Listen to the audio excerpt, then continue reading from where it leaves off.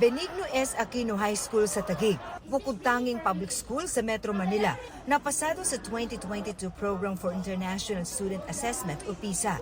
Sa mga private school, 5 lang ang pumasa sa NCR. Hindi itinanggi ng DepEd na sumasalamin ito sa kalidad ng edukasyon sa bansa.